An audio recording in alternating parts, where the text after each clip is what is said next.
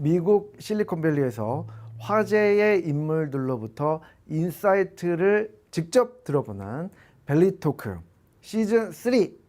시즌 3에서는 코리아 투 글로벌이라는 주제로 한국과 한국인, 한국 기업들의 미국 진출, 글로벌 진출에 대해서 말씀을 듣고 있습니다. 오늘은 블리츠스케일링, 베스트셀러죠. 블리츠스케일링의 저자 크리스 예 님으로부터 어떻게 한국의 스타트업 또 한국의 기업들이 글로벌로 성공적으로 진출할 수 있는지, 그리고 그 마인드셋이 무엇인지 들어보도록 하겠습니다. 핵심은 역시 블리츠스케일링, 가장 빠르게 공격하면서 성장할 수 있는 그 전략에 대해서 말을 하는데요. 그 비밀에 대해서 오늘 들어보겠습니다. 한번 보시죠.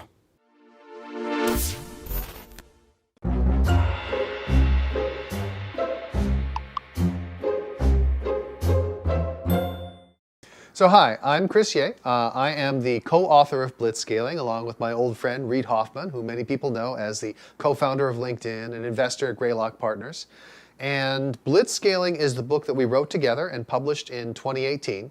It's based on our class that we taught at Stanford earlier, and it's all about how the biggest companies of the world have grown so quickly these days. And the thing about blitzscaling is it's really about the fact that the world is full of more and more winner-take-most markets. Thanks to the internet, we are more connected than ever before. And thanks to the internet, we now have global markets everywhere. And as a result, more and more markets are winner-take-most, where whoever achieves critical scale first owns the market and prints money for decades. And blitzscaling is the technique that you use to win under those conditions, which is focusing on speed ahead of efficiency, even in the form of uncertainty, even when you're not sure how things are going to turn out. And so blitzscaling is this big idea that we put out in a book in 2018. It's been very successful, and people talk about blitzscaling all the time. And as a result of that, I also now have the Blitzscaling Academy, which helps teach people about blitzscaling, and Blitzscaling Ventures, which invests in startups that are blitzscaling.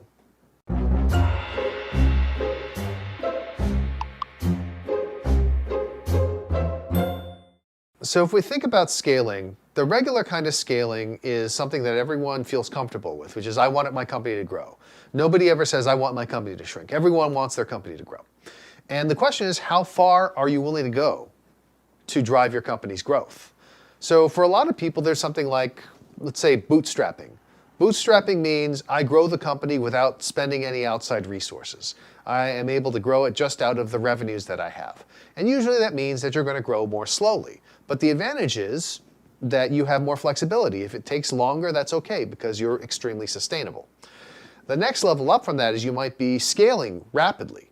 But how quickly you scale may depend on what your revenues are and how much money investors are willing to give you. And usually, if you have a lot of certainty, that makes it more comfortable to scale. If you know that putting $10 into marketing is going to generate $100 in sales, then investors are very comfortable giving you money. But blitzscaling occurs when you say, you know what, we need to grow really, really quickly, even though we don't necessarily know that we're going to succeed. And even though we know we're going to make mistakes along the way. And because of this, it's a form of growth that's less efficient than these other forms of growth. Bootstrapping is more efficient. Scaling, based on the resources available, is more efficient because you have already right-sized your growth according to the resources you have available. Whereas blitzscaling, you're growing faster than the resources you have available. So the question becomes, why would you do that? Because it's very risky and it's very uncomfortable. And the reason you would do that is if you are locked in a competition with other companies for market leadership. Because in a winner-take-most market, if you achieve market leadership, then you've beaten your competition and you become the dominant market-leading firm and you retain that position for years or even decades. And so as a result, it's worth it to take on that extra risk, to take on that extra discomfort, because if you win the market, the rewards are so big, it makes everything worthwhile.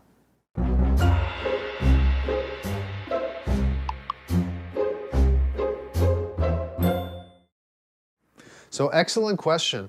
The COVID-19 pandemic has actually increased the importance of blitzscaling in many ways. And let's talk about some of them. First of all, the pandemic itself has encouraged people to see the importance of speed over efficiency. If we think about the vaccination effort, So we had all these different vaccines that were being produced. At the time that people talked about building these vaccines, there were a lot of commentators who said, no vaccine has ever been produced in less than 4 years. How is this going to be possible? But because we knew we had new science, we knew that it was possible to produce these vaccines faster. But even then, there was a lot of uncertainty. Nobody had ever produced a messenger RNA vaccine before. A lot of these things were untried. And one of the things that governments around the world, including the United States, did, as well as private people like Bill Gates, is they said, we're going to start manufacturing these vaccines before we get approval. And that's because even though we're going to be wasting some of this money, right? We manufacture vaccines, maybe the vaccine won't be approved. There are quite a number of vaccines that ended up not occurring. There are big pharmaceutical companies like Merck that were working on COVID-19 vaccines that eventually abandoned their efforts because they weren't getting good enough results. Those vaccine doses would have been wasted. But it was so important to get the vaccines out as quickly as possible and to get it out in volume as quickly as possible that is worth spending it. And that's because COVID-19 is an exponentially growing disease. It transmits exponentially. It's literally viral. And so if that's the case, those extra days of speed have a huge impact. That's why the speed was more important than the efficiency. The same thing held true when you were trying to figure out, okay, how are we going to work together? So Zoom is a company that just grew by leaps and bounds during the pandemic because all of a sudden everyone had to work from home and they needed a tool that would allow them to do video conferencing and calls and all that. And Zoom actually increased their traffic something like 300% and in the first week, and 3,000% in the first month after the pandemic hit. And so what that did is it accelerated the process of these markets shaking out. All of a sudden, Zoom went from one company of many to a dominant figure. So the pressures of the pandemic meant that the markets became even more winner-take-most than before. And we've seen that. What's happened is the pandemic has accelerated progress in so many areas. Telehealth, virtual goods. I would argue that without the pandemic, would people be as interested in virtual goods, NFTs, and the like? Probably not, because they would be outdoors actually having fun. They'd be in a restaurant or something like that. And so we saw a massive acceleration. However, we should not count on that being the same forever. The pandemic will eventually end, and the conditions will not necessarily remain the same afterwards.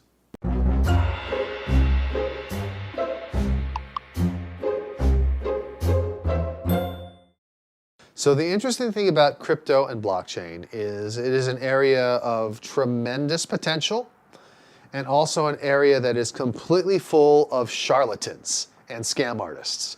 And that's not too dissimilar from previous waves of the internet, right? If we went back to the dot-com era, there are plenty of scam artists and charlatans then as well.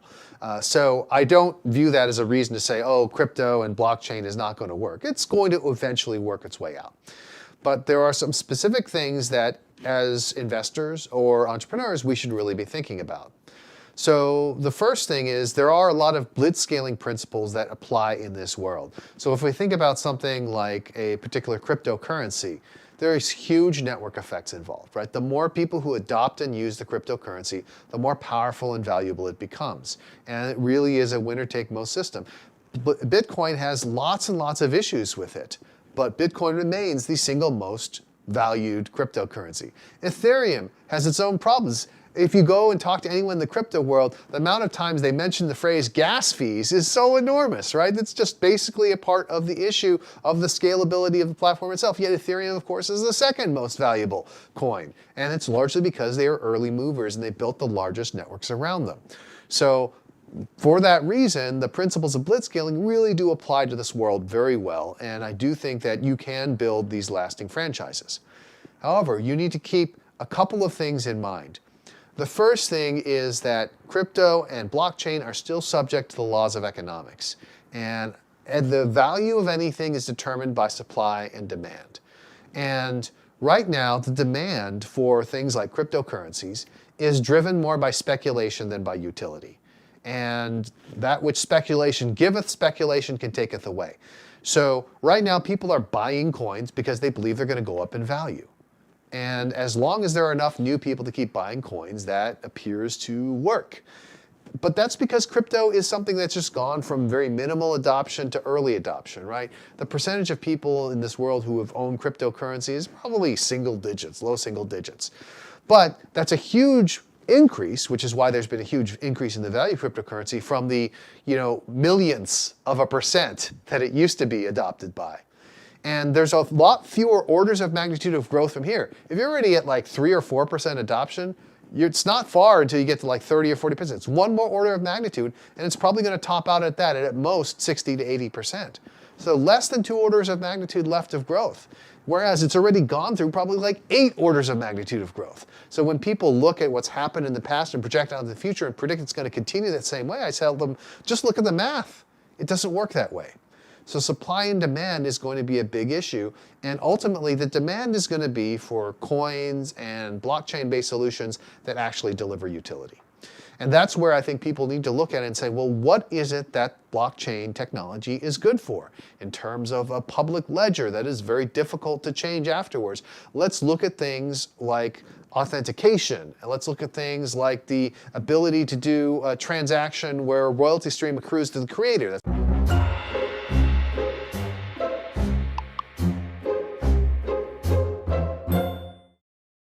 So the metaverse is interesting, right? I am generally of the school of thought that says the metaverse already exists. It's just decentralized, right? The whole idea behind the metaverse is that we have an identity that we carry with us wherever we go into different venues. And I'm like, well, I kind of have that, right? I have an online identity, but it's not unitary. It's composed of, I have a Twitter account, and I have a blog, and I have a LinkedIn profile, and I have a Facebook profile. And as a result, I exist in a metaverse, but it's imperfect. And so the whole idea is, hey, what if we were able to create this one single interoperable metaverse where your identity and the things that are important about you went with you wherever you went? And I'm like, that would be amazing. But there's very little evidence that the major powers that run the internet would ever actually work together in that regard. They all want to own the metaverse themselves, because doing so would mean being, worth $10 trillion, $100 trillion. It's hard to even imagine how valuable it would be. But that also means they're not going to cooperate with each other. It's not like people are going to say, oh, you know what? Facebook changed their name to Meta, so therefore let's let them own it. That's not what's going to happen. Everyone's going to try to own it. Everyone's going to try to grab a piece of it. And it's not clear that we'll ever be able to get to the point where there's one place. If you may remember, we've been around long enough that you remember when we had blogging and RSS. Now, RSS was an open standard that anyone could use. And it's still used for a number of things, like podcasting and so on and so forth. But RSS has largely gone away. We used to have the concept of blog readers. Those have gone away. All of them have ultimately been deprecated. Google had Google Reader, it killed it off. There are still a few niche products around for people like me who still want to use it, but most people don't use it anymore. Everyone gravitated instead towards the walled gardens of Facebook and Snapchat and Twitter and so on and so forth. And that's because a distributed system like RSS doesn't have somebody who's working to constantly promote it. It has people who use it, but there's nobody who is totally committed to its success. Whereas there are people who are totally committed to Facebook's success. There are people who are totally committed to Snap's success.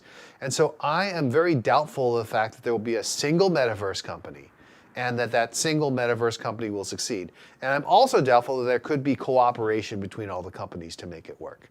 Now, could we have some sort of a standard? Hey, we have low-level standards like IP. The Internet Protocol itself is a standard that everyone uses and agrees on. But this standard is so low level, right? And you can build so much on top of it. I find it hard to believe that a high level standard for a metaverse is going to exist.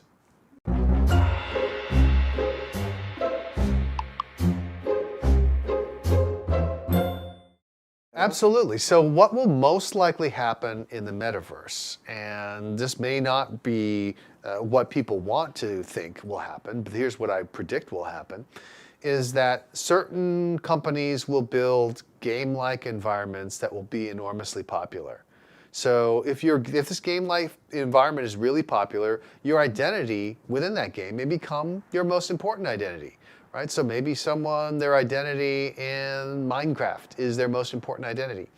And these gaming systems, if they get large enough and powerful enough, eventually other people will say, well, you know what? We'll just connect to your avatar there because that's what you're known for. So I think the metaverse will eventually be sort of this splintered fragmentation, But if I were to keep an eye on things, I would be keeping an eye on the gaming companies, because gaming is the best use of the metaverse, right? It is a clear example of how not being constrained by the rules of physical reality are so powerful. We love games because we don't have to follow the rules of reality.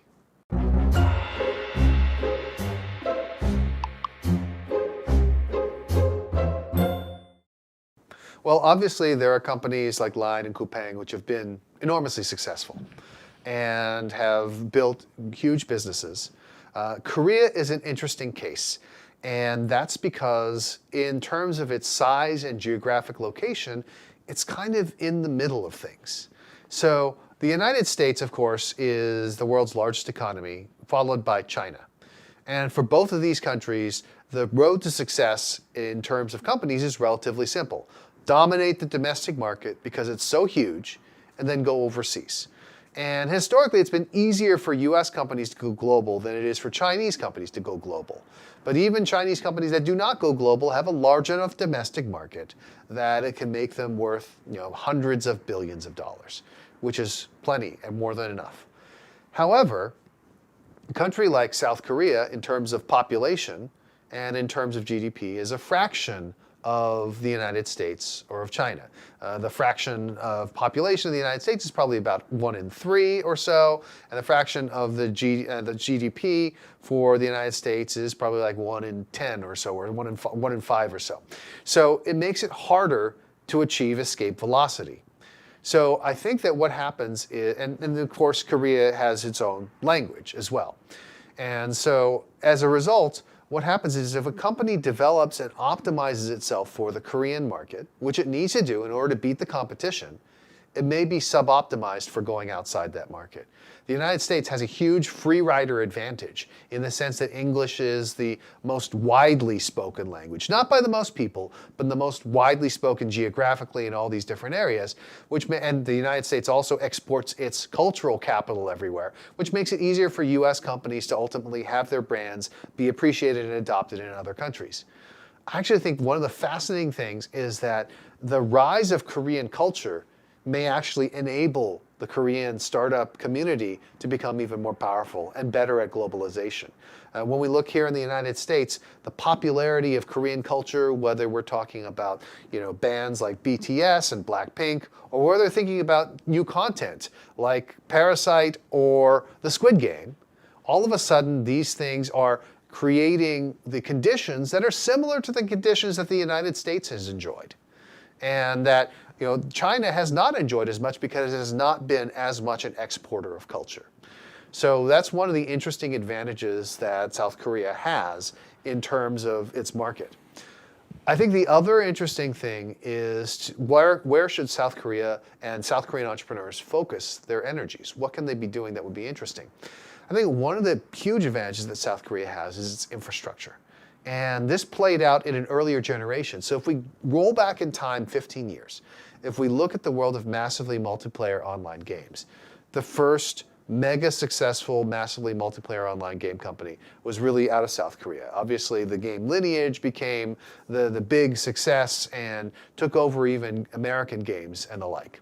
And that was largely because South Korea had led the world in broadband adoption. And these massively multiplayer online games just weren't very fun if your internet connection was bad. And South Korea, thanks to its huge lead on the manufacturing side in terms of hardware, in terms of chipsets, in terms of all these developments, could potentially be the leader in the field of this sort of the kind of immersive, whether it's AR or VR entertainment that depends on hardware, depends on internet speeds, and also depends on the cultural contribution. Right? So I think that is a very interesting area. The ability to create these VR or AR worlds, maybe a persistent state that relies on the resources that are so prevalent in South Korea, that could actually be a very interesting area for the entrepreneurs to pursue.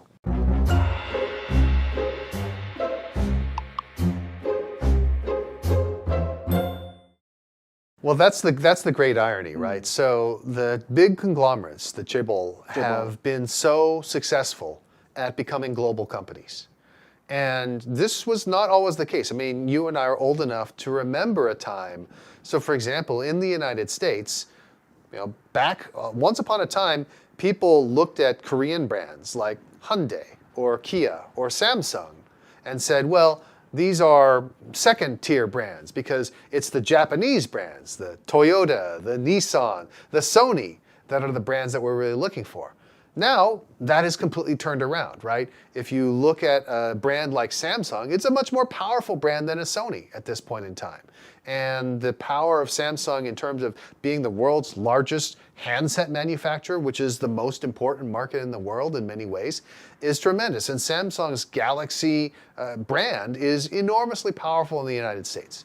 So I think that if we look at what the Chaebol have done, they've achieved remarkable things over the past 30 to 40 years.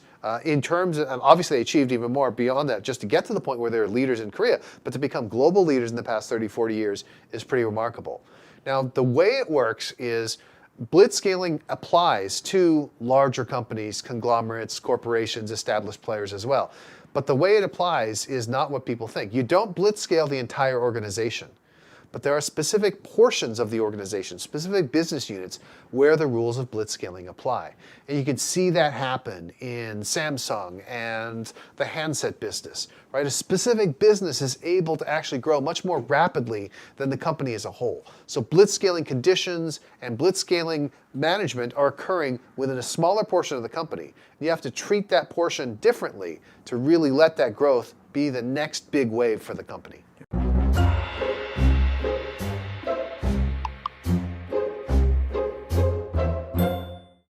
So to go global, I think, requires them to start thinking globally sooner. And that's because, again, as I mentioned, it's a delicate balance. If you optimize for the domestic market, it increases your chances of winning that race. But then it may decrease your ability to win the global race.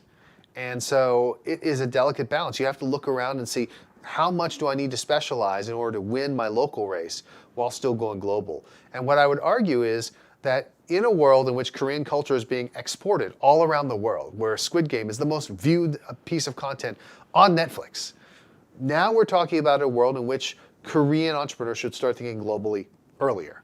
And they now see that it is possible to do so. So I think that going earlier means not waiting until you are a billion-dollar company, but when you are a startup, again, maybe you don't go global the day that you're in the garage. But by the time you've raised a Series A or Series B round, you should probably think about going global and begin building out an internationalization organization that can focus just on how it can most effectively grow.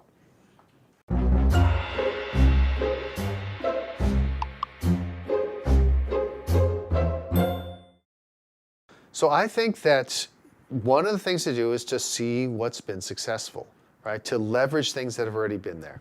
And if that's the case, let's look at what Korea has already been enormously successful with. If we look at the Samsungs of the world, we look at ways of writing consumer electronics, that's obviously a great place where there is already a ready-made feeling of people that these brands are positive. They have a positive halo effect. But the other is on the cultural side. Frankly, entertainment is becoming global. And especially video games are not necessarily bound by language in the same way that movies and television are. And even music, we've seen, American teenagers are singing in Korean. Maybe not particularly well, but they're singing in Korean. And so I think as we look at the world of the future of media and entertainment and gaming, which are all converging, by the way, right? Media, television, movies, music, gaming, NFTs, you name it, they're all converging. I think there's a strong opportunity for Korean entrepreneurs because of the pathway that has been paved by Korean cultural exports.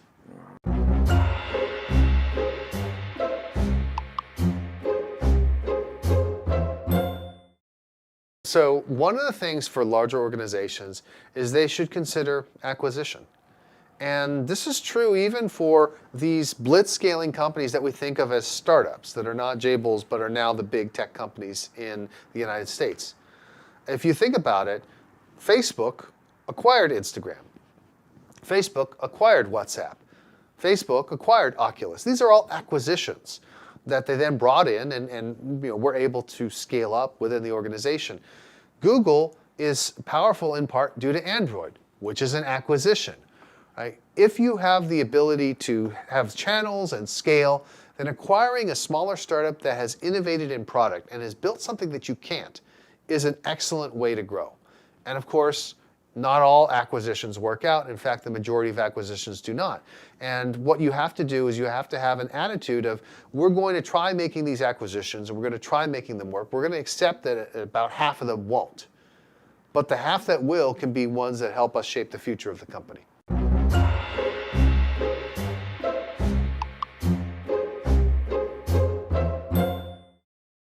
So for the Milk audience, for 2022, what do I think is going to happen?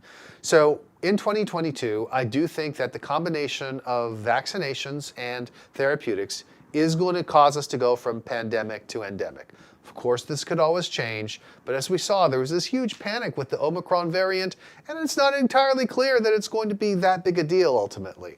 People react very quickly because the news is designed around fear and designed around concern. But I do think that we are overlooking the potential impact of therapeutics, where if you feel like you're sick, you take a pill and then you're fine. So I think that the world will be moving back towards more of a normal footing. I do believe that there will be tremendous growth. And that's because people have this pent-up demand. They wanted to travel. They wanted to do all these different things. They want to have experiences. They want to enjoy life. And they haven't been able to do it for 2 years. And so I think that there will be a tremendous consumer boom as a result of that. Finally, as we've talked about the future of work, I think that the fact that people have experienced the idea of using technology to make work better has increased. People have become more experimental, more willing to try things. I think we're going to see an explosion of creativity in the area. Not all of it's going to work, but I think that if we can make working better for more people, that's obviously beneficial, both because it increases economic productivity and it produces greater happiness. Thank you for today's interview. My pleasure. Thank you, Chris.